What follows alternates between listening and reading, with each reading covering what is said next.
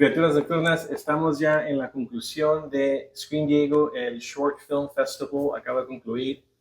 Estamos con Pia y con Mateo. Tuvimos 29 participaciones. We had 29 submissions, right? We had to watch them in 3 separate blocks because it was so much.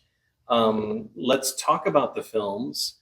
29 submissions. Pia, what was the process of screening and picking the 29 submissions? Well, it was basically you go watch every movie. We watch every film for sure, and then we have to see which ones qualify, which ones meet all the requirements, or we had some that had AI in it, so they were automatically disqualified, and then once we go through that round, then the next round is rewatching to see which ones would actually fit within our film festival, like what kind of horror do we, what do we want to show? And we decided to go with a mix of to give everybody a chance to go from highly produced slick productions to also beginning filmmakers that have very low funds that are making the best of with what they have. So everybody gets to show their stuff. I think equity is a really important thing. We're not judging them by putting them against you didn't have $1 million production and it shows. We wanted to really see what could a filmmaker do with what they had and give them an opportunity to decide. Yeah, absolutely, the substance. Coming from a story and a screenwriting background, like sometimes the vision doesn't translate if you don't have that Hollywood budget. But if you have a crew and you have people and you have great performers and a solid story and script, we're gonna take it. We're gonna look at that. Yeah. And Mateo, you were here for all 3 blocks, all 29 films. We saw a little bit of everything, right? Yeah. We saw some Japanese films. We saw Spanish films. What was your take on the variety of all these films? I got to tell you, this is one of my first international film festivals, and be able to see those horror tropes translated from everywhere else in the world, mind expanding. Like, this is great, because not everybody's horror is guy in park with big knife. Like, figuring out what scares people from all over the world was absolutely astounding to watch. Yeah. The what is it? The cultural elements of terror, right? Are very present across all 29. Absolutely. Films. Yeah. Pia, we know you're also a filmmaker. Mm-hmm. You were a participant last year. Yes. You saw the work that these 29 submissions did. As a filmmaker, how much work did you see put into these 29 films? Well, because I have been through the process of writing and creating and going the editing, everything for film, it gives me a great insight into what goes into making a film. And so you kind of sometimes look over some little things that you just know something's just happened, and this is a challenge, and then you also realize some amazing feats that get pulled off where you're like, wow, that was really hard to do, even though some people that are not involved with filmmaking wouldn't really appreciate, so that gave me a little bit of a hey, I get it, so you guys you did the best you could with what you had.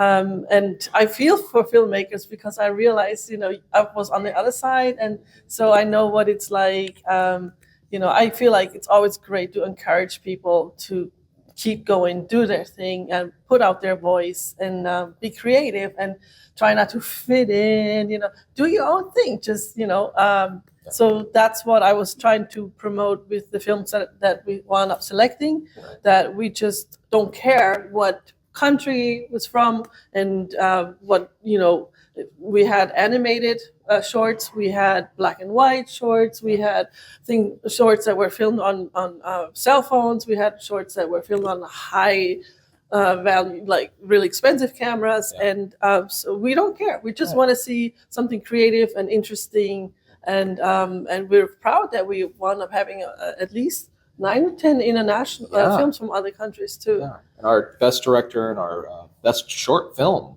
was international, from Spain, a student from Spain. Camila's, right? Yeah. And you, right now that you were mentioning you don't necessarily care about the budget, the effects, and all that kind of stuff.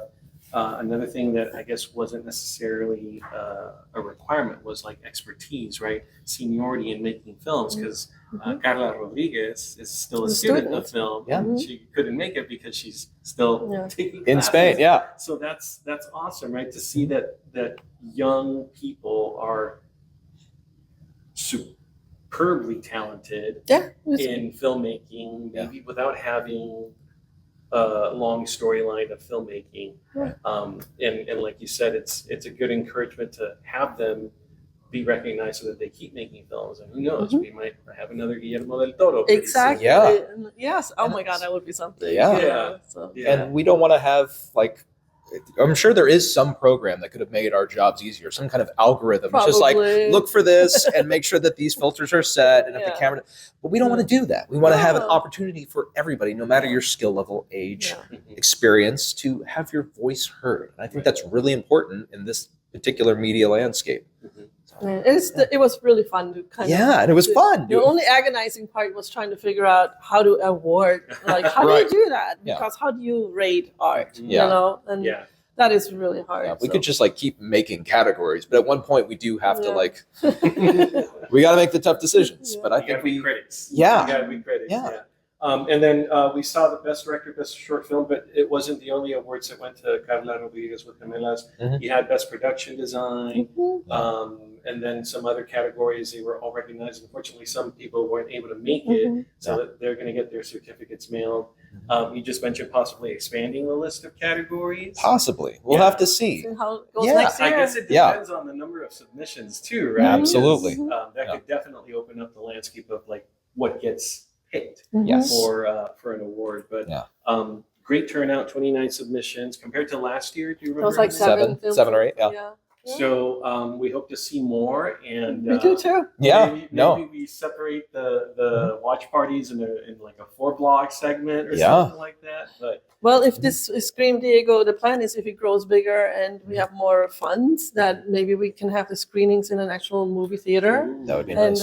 And also we can, if this all gets the go ahead, we'll probably start the whole process of selection and open up for the next years a lot sooner on like Film Freeway, so people can submit their shorts. So start making your movies. Look for that Scream Diego season 3. Look for it online. Yes. Definitely. Well, Mathew and Pia, thank you so much for your time. It was great seeing you today.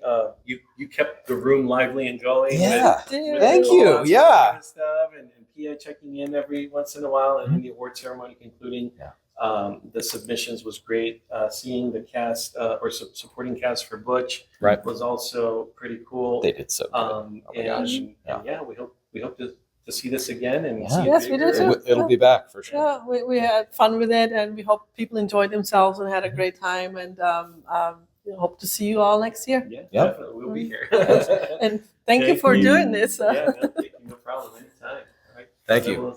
See you out there.